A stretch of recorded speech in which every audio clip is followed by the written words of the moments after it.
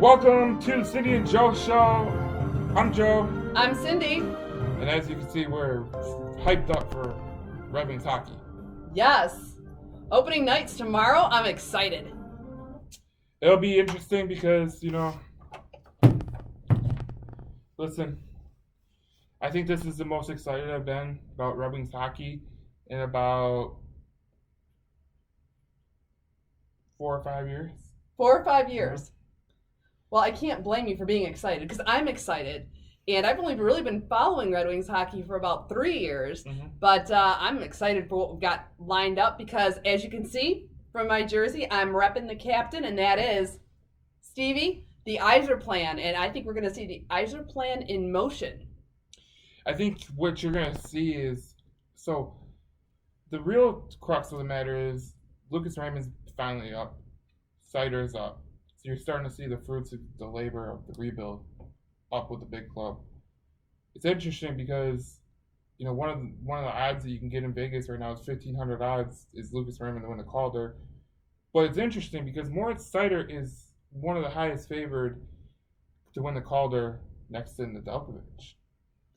That's surprising. Because Nedeljkovic technically qualifies to win the Calder this year too. Wouldn't it be something if we had 2 or 3 Red Wings all as finalists? If that happens, you're looking at a very, very, very good year. That's going to be really, really special. So we're going to get to everything: goalie, defense, offense. Yeah, we're going to break it down for you, line by line, and almost player by player for you, so we can have a discussion about what to expect, what we hope to see, and then it'll be interesting to see how that actually plays out. But let's start off what the Red Wings need to improve. In my estimation, this is what they got to really focus on is puck possession. Last year they possessed the puck 47% of the time. League average is 50% of the time, and the playoff teams are usually 53 to 54%. And you got the elite teams sometimes that can hit near 60, which is absolute insanity over 82 game season. But they didn't play 82 games last year. But they've averaged 47% for the last 2 or 3 years. So that's something that's a big thing, because if you can't possess the puck, you're always chasing the puck, Absolutely. And I think they need to go along with that, Joe. They need to concentrate on keeping the puck in the zone. Too often we find ourselves, in the neutral zone more than we should be. Yeah. And we need to keep it down in the zone. So that kind of goes along with your puck possession thing. I think the other thing that the Red Wings really need to do is they need to work on their management on the power play. See, that's what it's good that you hit on that, because the first thing I really wanted to hit on is the hire of Alex Tangay to the power play unit. Now, he was with the Iowa Wild, which is the AHL team for the Minnesota Wild, and Alex Tangay might be the best hire that Blashill has made, because here's what Alex Tangay obviously played in the NHL. He played our rivals. He really knows Detroit fans well because he came in contact with them over the years. And one of the best players on the power play was Alex Tangay. So if you're looking for that, last year the power play percentage was 30th, right? So if you can get the power play to be about league average, that's a lot of wins. That's wins in the bank right there. Well, and the thing with the Red Wings is they lost a lot of close games last season. They were when they scored 3 goals or more, they were 17-1-1. Yeah. That just tells you everything. So the biggest portion of the Red Wings that we are trying to figure out is, can they rebound on offense? That's the biggest key. And I think they'll be able to do that. When you take a look at some of these line combinations that Jeff Blashill has put together, and even some of the defense pairings, I mean, you can really see where that could materialize on the ice very easily with some of the players that he's got put together. Yeah, it's I think when you add in a guy like Lucas Raymond, that's huge. That is absolutely huge, because he's a guy who, I think people get focused on the offensive end. Right. But what he does defensively is how he made the big club. A lot of people they don't focus on that. Like you got to focus on defense, because if you're bad in your own end, you're going to keep fishing the puck out at that. So what he does on defense is pretty remarkable. But I love his offensive game, the playmaking and everything. He's got a wicked shot that's very, very good for Detroit, especially on the power play. And then you not pair him, but you consider the fact that you also have, Mo Seider coming up on the roster, another game changer. And we've talked about that all of last season, anticipating more at Seider to come up and what he brings to the game. Because what both of those guys bring to the game is a more physical presence. And I think that Jeff Blashill is definitely migrating in that direction. I think you're going to see the Red Wings playing a much more physical game. And I think that will they'll do very well with that approach. Yeah. And I think people were kind of weirded out why Giovanni Smith made the roster.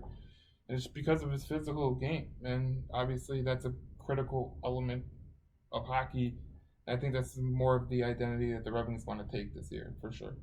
I think that's the direction they need to go into, especially when you take a look at their pool of talent. And we're far more talented this year than we have been in years past, I believe. But, there is going to be some considerations that are going to have to be made with, Tyler Bertuzzi's recent decision and the fact that he's not going to be involved in quite a few games. Yeah. You've got to take a look at having to, make up for that. And I think Giovanni Smith will be able to do that. Also, what I found interesting is take a look at the line combinations and bringing in, Nemetsnikov. And that's someone else that we had talked about. People don't hear a lot about him. He's not really a marquee player. But the one thing about Nemetsnikov is that he is a utility player. That's a guy that's good at everything. He's a reliable player. He's there when you need him to be there. May not be flashy, but he's there when you need him to be there. And they've got him on an interesting line as well. He's a 5-tool player. Absolutely. Yeah. And I think what you're going to see this year is I'm excited to see how Zadina develops. I think if Zadina develops into what he should be, that could be interesting. But I'm really interested in Pew Suter. I think Pew Suter on the second line with Zadina and Fabry, that could be a line to watch. I think the Suter signing was probably one of the most underrated signings of the NHL free agency period, because I think that he was way undervalued, and I think Stevie Y got him for a bargain. In the line, if you look at the line combination that was created there with Zadina and Fabry, I think it's very possible, Joe, that could be one of the most underrated lines on this roster and probably on most rosters in the NHL. I think it's going to surprise a lot of people, that line, because I think Robbie Fabry is going to come alive. I think Zadina is going to be properly motivated to produce. And as you pointed out, Suter is going to bring another dimension to that. And I think you can't underestimate what you're going to see out of that line. Yeah, and I think what you could see, too, is I think Rasmussen will come up in that line at certain parts. I think Rasmussen's size, I like his development. I think he's done a really, really good job of developing, making sure that he has everything going. And I think the Red Wings are very, very, I think it's a credit to CVY and obviously Ken Holland for the way that they've developed this team. Obviously CVY came into a good situation where there was some foundational talent.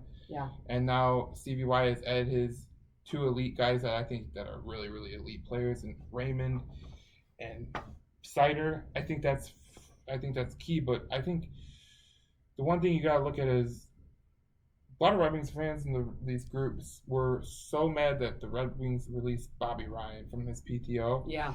I think that tells you everything that your rebuild is at, because if you're getting mad that someone is getting released from a professional tryout, that's usually a good sign. I think so too, because it shows that what I think we see with the Red Wings this year that also has me encouraged is the amount of depth that the Red Wings have this year. Not in all of these, not only in the 4 lines that we're going to see on the roster, but also if you look at the people who aren't on the roster who are going to be in Grand Rapids, who they can rely on to pull up in the case that they need them. I think one of the most probably concerning absences from the roster is Joe Veleno, and why he was left off. And I know that you have some insight as to why that is, and it's actually probably more of a business decision, even more so than necessarily not that he wasn't good enough to make the roster, but I think it was a business decision that had to be made. But the fact that you've got those guys down there, you've got Luke Witkowski, who's a proven veteran as well down there in the A with the Grand Rapids Griffins, that there's some depth there that the Red Wings can pull from. So a couple of interesting absences from the roster, Veleno being one of them, but I think we're going to see a lot of depth come from the Red Wings. Yeah, and one of the things I look at with this team is it's kind of interesting because we look at it and we're going, why did they not bring up Joe Veleno? Why is Giovanni Smith still on the roster, or Carter Brownie, and whatever? But the reality of the situation is there's some things that Veleno needs to work on, but he's going to be up sooner rather than later. And I think that one of the things that you have to gauge when you have issues at hand, Bertuzzi's vaccination issue, that's an issue because you're going to have to bring someone in the lineup. Someone's going to come in the lineup and go out of the lineup when he comes back. Yeah. And then there could be a possibility where they play better with that person that's going on that line.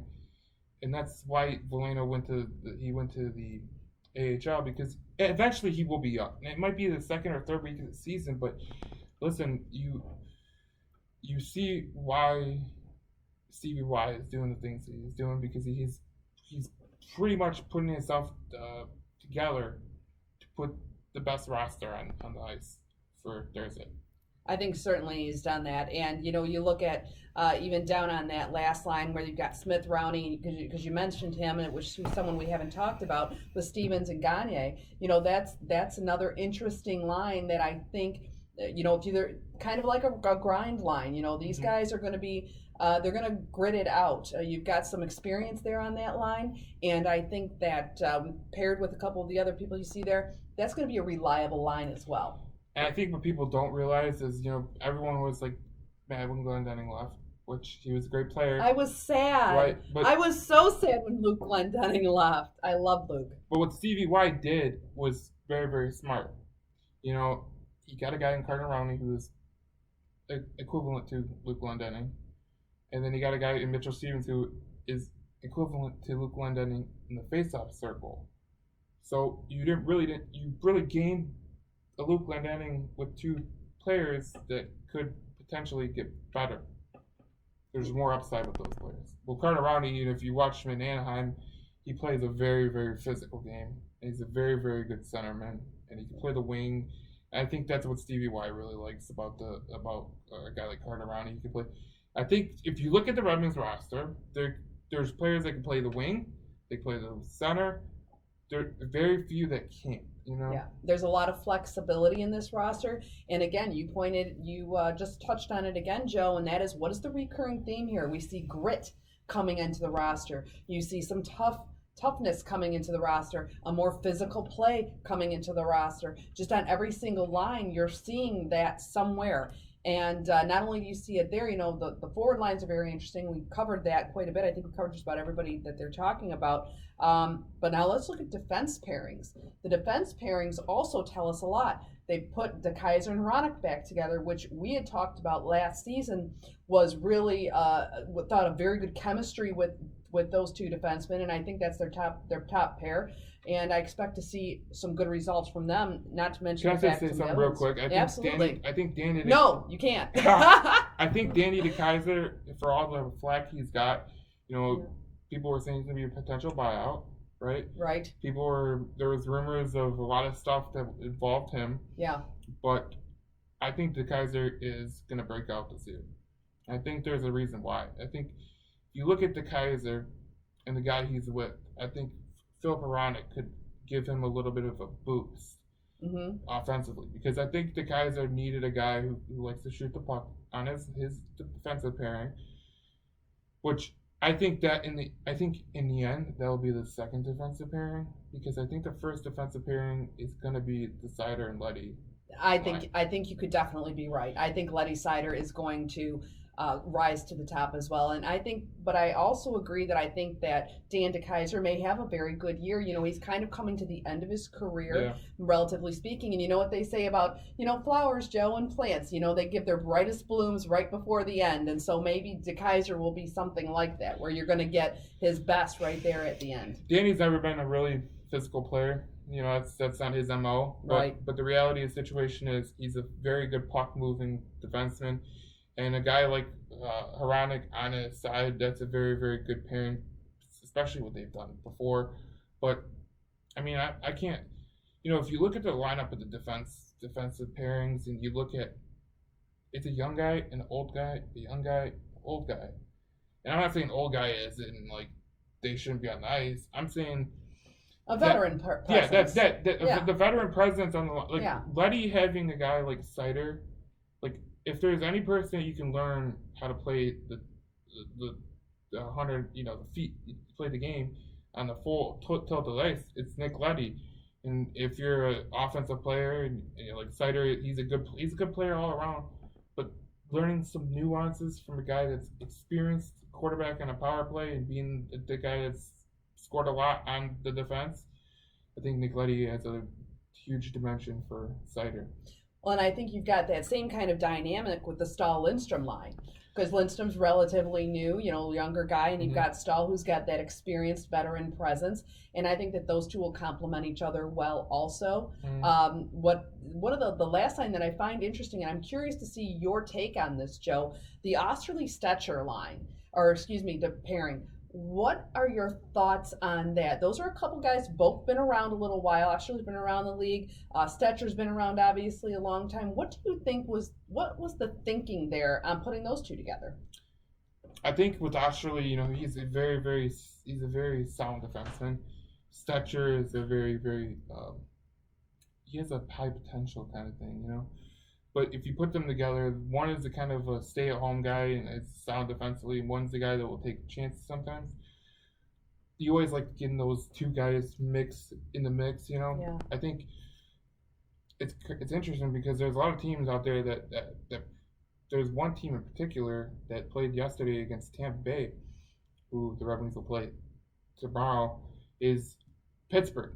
They always put a guy that is a risky kind of player on a guy who, like, if you're they put Oli Mata one time on the same line as I'm forgetting his name. One of their bigger defensemen who's a more sound defenseman. They put him there because they knew that guy would make mistakes and the other guy would clean it up. I think that's what you see with Stetcher and Ashley, because Ashley is a little bit better of a stay-at-home kind of sound defenseman because he has to be, and Stetcher's more of a guy that will jump in the play sometimes. Okay. All right. Well, that makes sense to me. And now, of course, we're looking in net now to goalies, and I know that you have a lot to say about goalies too because you're a goalie yourself. So you have a unique take on the goalies. We were just having this conversation pre-show about, do we think it's going to be Greiss starting or Nedeljkovic? I really think it's going to be Nedeljkovic. I'm excited to see him. I think that he will really help give a sense of confidence to the Red Wings going into the beginning of the season. And I think the smart thing is to start with Nedeljkovic. What do you think? I think if you are looking at it realistically, and you look at it and you go, why would you not start Nedeljkovic in game one? Yeah. And it's like any young person, and you'll know this. It's I'm just putting something on my phone. It's something like the moment of when you're a goalie and you're a young goalie, right? It's like when you're young, you put in a situation where it's stressful, right? Opening night is going to be very, very stressful. I think that's what a lot of people don't understand, especially for a goalie, and you're going against a good team. Yeah. Like you're going against a very, very good team. You're not going against Ottawa, okay? You're going against Tampa Bay Lightning, the two-time defending Stanley Cup champs. So if I'm Blashill, I put in Greiss. Okay. Because it's the experience that he's been in opening night before with New York, with San Jose, with Detroit. He's been in that position before. Nedeljkovic hasn't. So if you put him in a situation where he's going to be you're putting Nedeljkovic in that situation, it's kind of like you're playing the odds of he can get bounced early. I mean, obviously, it would be a very, very big momentum booster if you played good. Yeah. You need to experience in that. I'm a firm believer in that.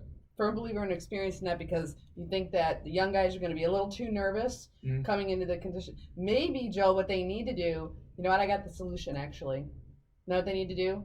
They need to go to Wild Bill's Tobacco before the game and get something to relax and enjoy a little bit of downtime, or get some chew like you. Yeah, you can go get that at Wild Bill's too. Obviously, you're gonna need it with if you're watching the Red Wings this year, because I think while they might be good this year, I think there's gonna be times where there's gonna be some flaws in their foundation. But I'm really interested to see how. I'm interested in one thing. I don't know if this is how you feel or anything, but I need to see. One of the biggest factors is seeing how Lucas Raymond and Sutter do. Obviously, right? Right. But how does Larkin perform? Because I personally believe this. I think Larkin's gonna have a career year. I think he's matured a lot. And I was reading something yesterday, and I couldn't believe this. So it was an article from 4 or 5 years ago, and I'll pull it up right here. So it was an article about Zetterberg. He was in his last year as a Red Wing captain, and I couldn't believe it. So I'm reading this from verbatim. A friend had given Zetterberg a treatment bench to use at home, so treatment for injuries and everything, with the number 40 stitched into it, with the captain's C above it.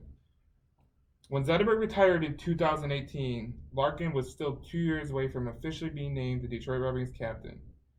Zetterberg decided that didn't matter, and then he said, to be honest, to DetroitRedWings.com, he didn't have the C on his jersey, he's been a captain for a few years. That was a captain who won a Stanley Cup with the Red Wings. He won a Stanley Cup as assistant captain in 2008, but he was in the playoffs, he was a captain. Yeah. And then, so Zetterberg made an addition to the table. He put a number 71 on it with the C next to it. And when he dropped it off at Larkin's house, he told them that only captains could have this table. And Larkin said, "I'm not the captain." He says, "Well, you're going to be the next captain." So I think it's interesting how Larkin is viewed by a guy like Zetterberg, who is a very fantastic leader.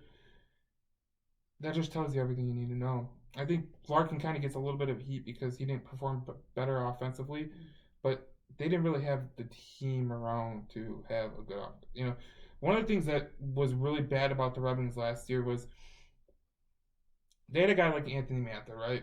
And he's a very polished, he's a very good goal scorer, but he would only take 8-9 shots a game. That's not enough for a guy who scores every 8 or 9 shots. Right. So if it's not like Verana, who is injured right now, but I'll get to that in a minute. It's not like Verana, who shoots and shoots and shoots, and he basically makes his own percentage of he's gonna score at some point just by the sheer volume of the number of shots he takes. Right. And Wayne Gretzky had a great quote: "You miss 100% shots, 100% of your shots that you don't make." That's right, that you don't take. So I just think that's interesting. But I think Larkin, he's gonna have a career year. I think when you had a guy like Lucas Raymond on his line, and I think when Bertuzzi's out, when they're in Canada, I think Fabry will go up that top line.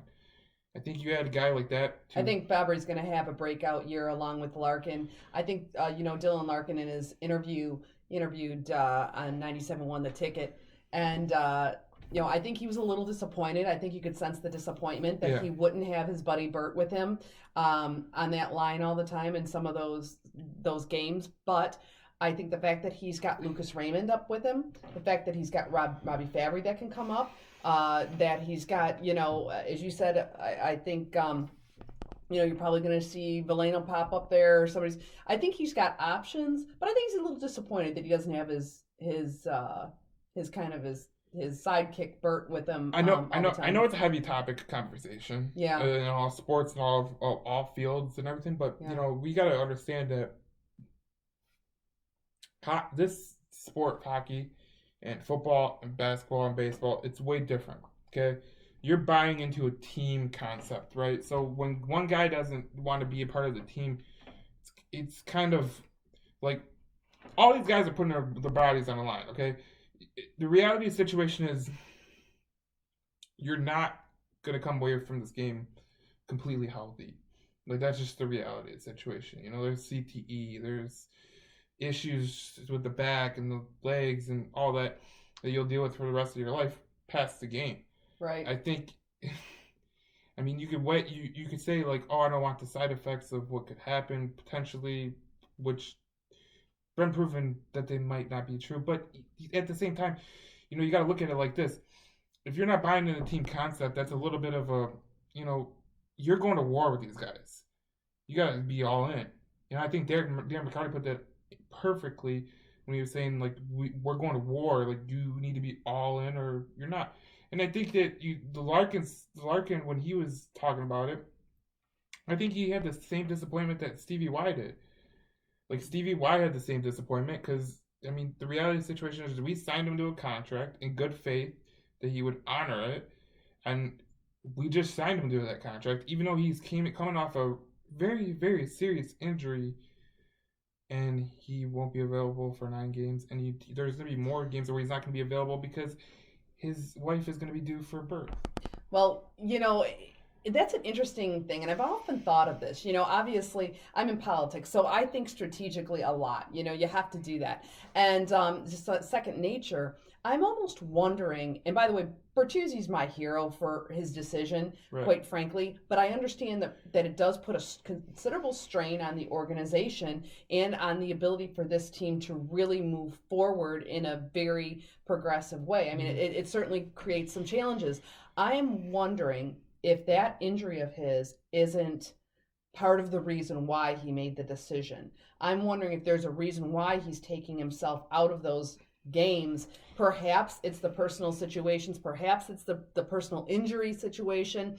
I don't know, but I'm just wondering if there might be more to that story, and that if it's more of a strategic move on Tyler Bertuzzi's part, and if it is, it could in fact be brilliant in a way, but at the same time still puts a strain on the organization, and they're going to have to compensate for that. I think it's more, you know, that's a great point, but the reality of the situation is no matter how you feel about the vaccine or not, I mean, there's certain players that are playing in other sports, like Josh Allen of the Buffalo Bills. He's not a vaccinated person. He's he's a huge player for the Buffalo Bills. Lamar Jackson, who is going for the NFL MVP, another guy, he's unvaccinated. I mean, it doesn't matter if you're unvaccinated, but like if you take those two guys out of the lineup right now, yeah, they're not winning games. Buffalo and Baltimore are not winning games, and it's the same thing with Detroit. You know, you take the Red Wings, you take Bertuzzi out of the lineup against teams like Montreal and Toronto and going to play Vancouver, Edmonton. Like, those are pretty big games, and they're in your division. And the worst part about it is that late in the season, you play most of these games on the road against Toronto, Montreal, and Ottawa. Well, and look, too, then you also have the New York teams, the Islanders, you know, then you go to San Jose. Yeah. And then that's another problem. So not only is he out for those Canadian games, he's out for New York games, he's out for San Jose games, and possibly the rest of California, which means the LA Kings and the Anaheim Ducks all of that. They haven't those are huge. New York and LA and California have not made this mandate where you have to be vaccinated to come in the arena yet. But they've been talking about it. But they probably will, and we're in a really tumultuous situation. You know, obviously politically and in real life, but in sports It's a little bit different. You know, you just gotta be in the team effort, and I think, you know, Bertuzzi being out for those games is gonna be very very huge. Yeah, it's definitely something the team's gonna have to accommodate for, but. You know, then, you know, one thing we talk about, next thing, is the power play units. We talked about that the Red Wings really have a need to improve on the power play. So, not on their power play, but on defending on the power play. So when you look at the power play units, you know, you've also got holes to fill there when Bert's not on the roster and he's not in the game. So, you know, how do you get those power play units to really get up to par when you've got guys that are out all the time? Now that happens with injuries as well, but I guess at least they can plan for it. It doesn't help when it's self-inflicted. Right. You know, right. I mean, the reality situation, The reality situation, I think the Red Wings zone power play will be much better this year. I think it's going to be much better, and I think that there's two people that you gotta look at who could be difference makers on power play. Dylan Larkin had one power play goal last year. Mm-hmm. One power play goal. Yeah, that's it. I think he's going to have 5 by Thanksgiving. That's a very bold take. It's not bold because I think what's going to happen is it's what makes you say this? Because when you're playing the game of hockey, right, or any sport that defensively you can make plans on how you're going to approach these guys, right? So when Dylan Larkin was on the ice, all attention was at him. And so when you put a guy on the ice like a Nick Leddy, right, in the back end, they got to watch out for Nick Leddy. Not only do they got to watch out for Nick Leddy, they got to watch out for a guy named Lucas Raymond, who has a very, very prolific shot and is a playmaker himself.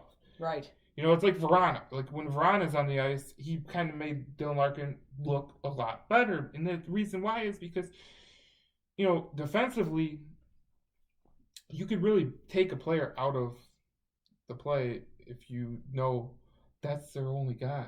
Right. It's kind of like what, if you're not a football fan, but I'm going to make a football reference, Kansas City Chiefs. They know if they go after Patrick Mahomes, he can't get the ball as quick.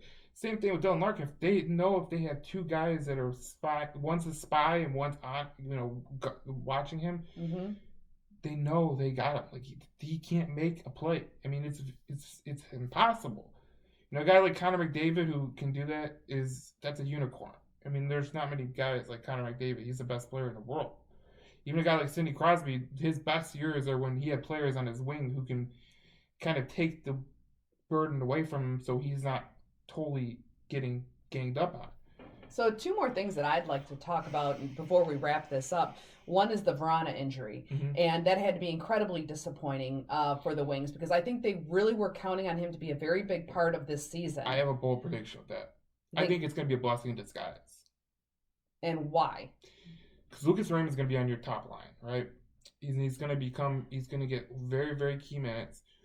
So let's say you get into February and you are in the mix for the wild card spot, right? You basically get a very, very big trade line acquisition coming off IR. I mean, if you're looking at Detroit Red Wings and you're like, that's the best case scenario is you're just kind of in the mix, and then when you get Veron back, you're getting another guy like that back. Lucas Raymond's had 40, 45 games to get up to snuff in the NHL. Sider is getting better. I mean, you got to think about it like when Verana comes back, that's going to be critical because it's basically you're adding another player to your roster and you're not trading anything for him. You're just getting him back, and it's basically an acquisition for a trade deadline. But you're getting a guy that what he's capable of. And it's interesting you mentioned the timing on Verana because they say he's going to be out for about 4 months, right? So it'll be interesting to see when Verana comes back and how close to the trade deadline that is, because I think, and I read an article yesterday that talked about how, Stevie Y and his Iser plan may involve trading someone in his big 6, in his top 6. And wouldn't it be an interesting concept or an idea if he takes his time to see how Bertuzzi does and see if he has rebounded from his surgery, as well as then compacted with the issue of the non-vaccination, that Bertuzzi may very well be, and there was rumor that he was going to be traded last year, that Steve might take another look at that and be able to use that as some real good capital to fill another hole when he has Verana back, might allow him to consider relooking at a Bertuzzi trade. I think when Verana comes back, there could be a lot of things that are on the table, and I think what you hit on about Stevie Y potentially making a trade, I think that's a foregone conclusion, to be honest. I think if you look at the players that are in the AHL, there's not a lot of room for all these guys to come up, right? So you got to look at it and you go, okay, what if you go into the Olympic break and you bring Verana back? Obviously, you're gonna have to make your roster moves. Who's the odd man out? And more so, this is kind of like the scout me thinking is, if you get to the later part of the year and you're in the mix and you go, okay, I can take a guy like Bertuzzi out. I could trade him for potentially another defenseman. Let's say let's just hypothetical. I trade him for a defenseman like a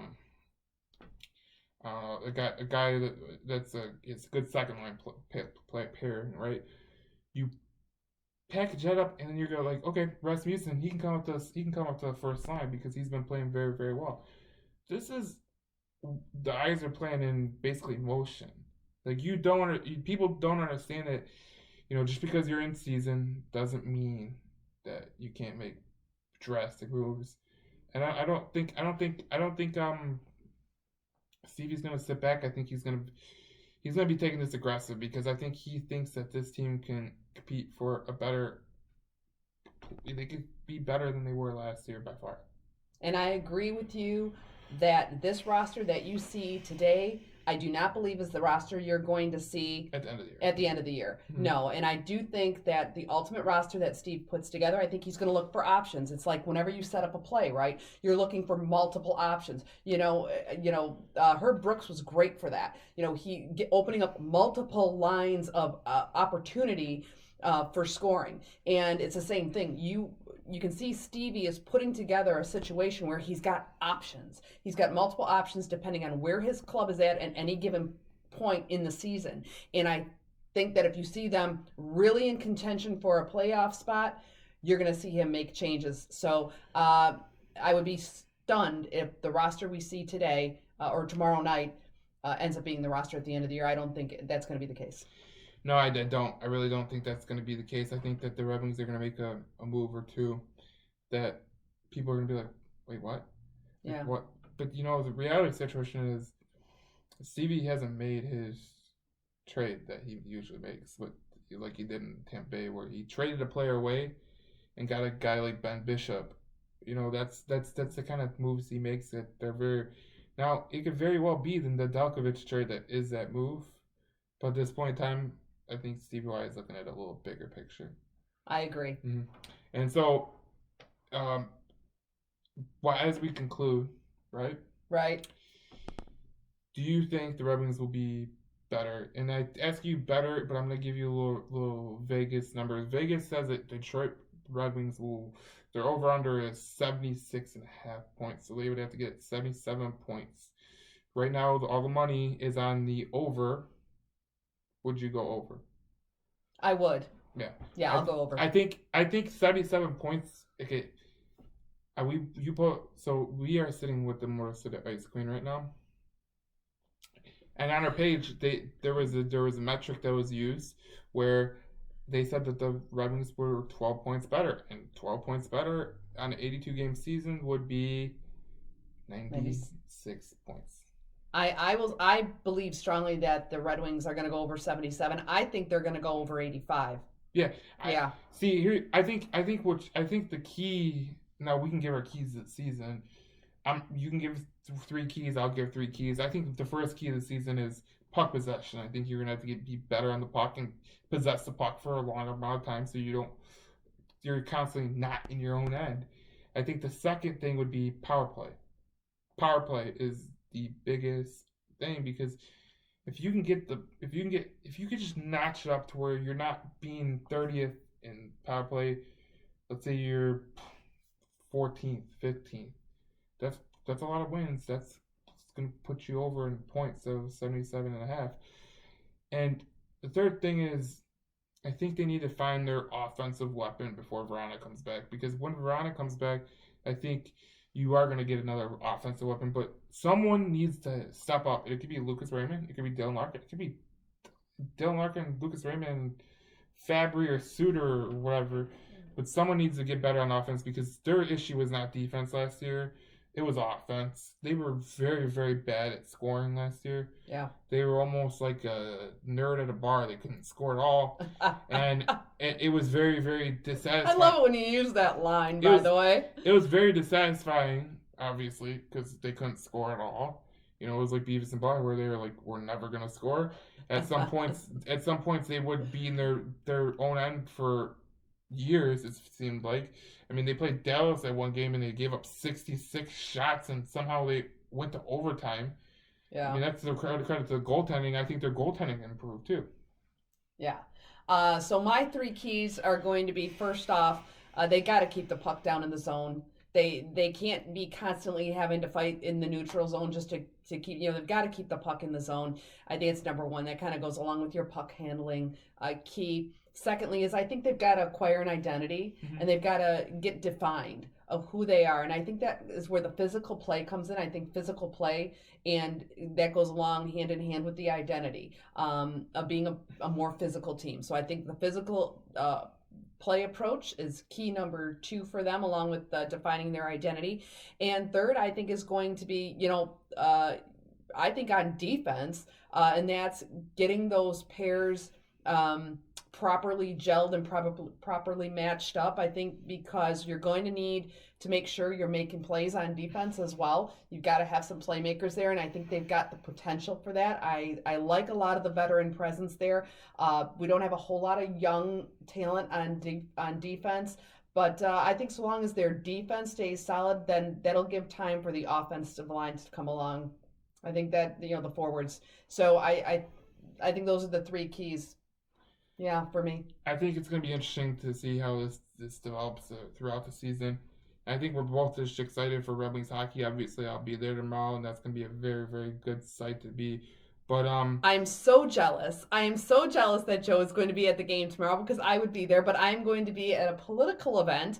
And I'm excited to do that. But I'm very, very disappointed I'm going to miss the Red Wings. What I'm going to try to do, though, Joe, to the best of my knowledge, since I'm going to be in Grand Rapids, I'm going to do my best to get to the Griffins opening day on Friday. So hopefully I'll be able to make that. That would be very, very good. You can see the up and coming Red Wings like Jonathan Bergen and Joe Galeno. And some of our old friends like Luke Witkowski. Yeah. Yeah. So this is the Red Wings preview show. Obviously, we had a lot of fun, but you will see we will talk about Red Wings all season long on Between the Whistles Detroit on the Cindy and Joe show. You can follow our page on Facebook, and you can follow them on Instagram, YouTube, Twitter. Start following Twitter, because we need more followers on Twitter. I have no idea what's going on. I don't even know what's going on with Twitter. You did say Twitter was a cesspool. It's have you ever So there's the Cindy and Joe show on Twitter. It's a cesspool. We go down even into the cesspool, Joe, to find our listeners and followers. Twitter is like going to we do anything for our fans, don't we? Exactly. Twitter is like going to a dive bar where you are pretty certain that there's HIV and crabs that are floating around. Just saying. So, this is the Cindy and Joe show on Between the Whistles Detroit. We are your hometown team. Don't forget that. We will see you next week, as we will talk about the first week of the Detroit Red Wings season and what we liked and what we didn't like. We will see you in the Cindy and Joe show. Can't wait.